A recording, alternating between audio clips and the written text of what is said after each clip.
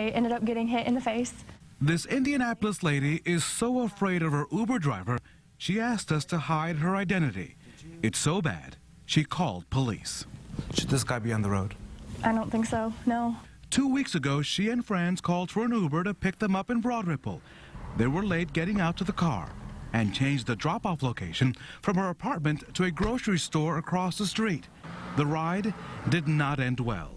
At that point, he got out of the car and came around the back. And that's when he hit me.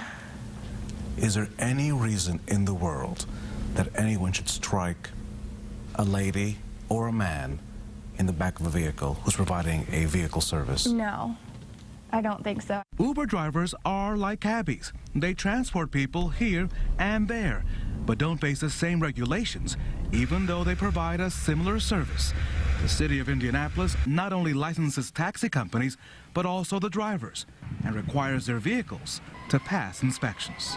We have expectations for that industry, for those companies, that we help them to meet, and so that they can fulfill that for their customers, for their passengers, as far as safety and just overall satisfaction. Uber is exempt from city rules. They're regulated instead by the State Department of Revenue. It requires disclosure of fares, specific insurance policies, and demands a zero tolerance on drugs and alcohol. But when it comes to holding drivers accountable, state law is vague. Uber drivers are not state licensed. Their vehicles are not state inspected.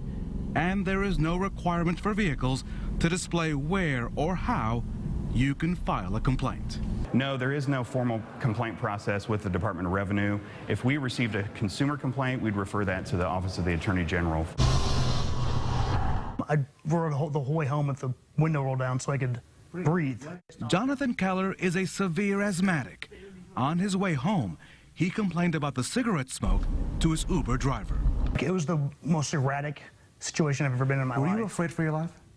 I was afraid. Jonathan was dressed in his bright yellow Pokemon costume during Halloween weekend and says his driver tried to attack him outside of his home. And he's just like going like that, you know, PTSD crazy and literally about to murder me. I did not expect that. So should Uber drivers follow taxi cab rules? 100%. At this point, there's no major plans to change any of the regulations. But when you hop into a yellow cab, you'll find a lot of information. For example, inside a cab, you'll find the driver's name and his ID. In the back seat, you'll find where you can file a complaint. You won't find that inside an Uber vehicle. We should point out that the lady in our story, she says that Uber has suspended that driver. As for Jonathan, he's still waiting for the company to respond.